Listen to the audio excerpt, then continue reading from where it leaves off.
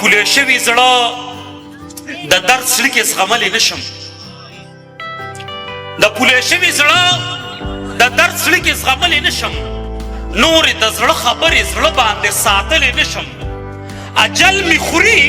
ځکه مې وینه په تودو راغلې نور مې د صبر دا ججوره په چاودو راغلې اجل مې خوري ځکه مې وینه په تودو راغلې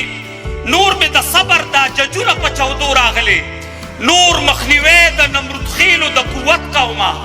پاسم د ځمکې د خدایانو بغاوت کومه پوهه پې نه یم چې بد دي او که ښه روان دي د کلمې په نوم آزاد وطن کې څه روان دي پوهه پې نه یم که بد دي او که ښه روان دي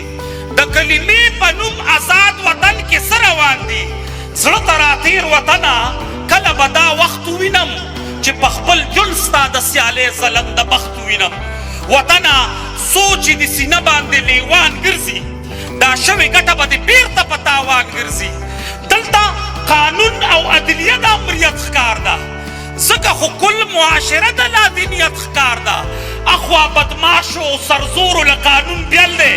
دیخوا مظلومو او کمزورو له قانون بیل دی نو د سپریم کورټ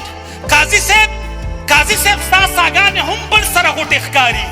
قاضي صاحب ستا په ګورګوړي هم د چا ګوتې ښکاري د سپریم کورټ د مخې تله میزاني کوزه کا یا د دواړو اوږو ګاون شیرواني کوزه کا او دې سملو کې ناس غټخېټو ملا آئین لا وکړو دې سملو کې ناس غټخېټو مو آئین لا وکړو دې قانون سازو مو دستور پاباسین لا وکړو دې مقدسو ایوانونو نه غوجل جوړ وي د واده کور وي پکې هر وخت غوبل جوړ وي که اپوزیشن دې په شور سبزي منډۍ جوړه کړي د اقتدار خاوند دې هم مجلس منډۍ جوړه کړي نو دې له نامزدې ورک شي ستا د مرګي شور وګرځه د اسمبلۍ پسته کرسۍ در پورې ور وګرځه او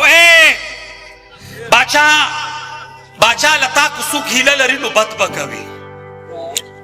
دا کام که ستا نه څه ګیله لري نو بد به کوي خواره د بل په اشارو لکه لولک ګډېږي لکه شادو د مداریانو په ډولک ګډېږي او د هوستګي شاعره خدای دې مونډو باسه د هوستګي شاعره خدای دې مونډو باسه د یار د ځنې اننګونه د دا شونډو باسه د بیدارۍ په ځای د دا بچي په سکو مین کړل څوک دې په خال څوک دې په شونډو اننګو مین کړل منم چې تا ته د دروغو تر شا ژوند خوږ دی خو ما ته سپینو ویلو کې دا خوند خوږ دی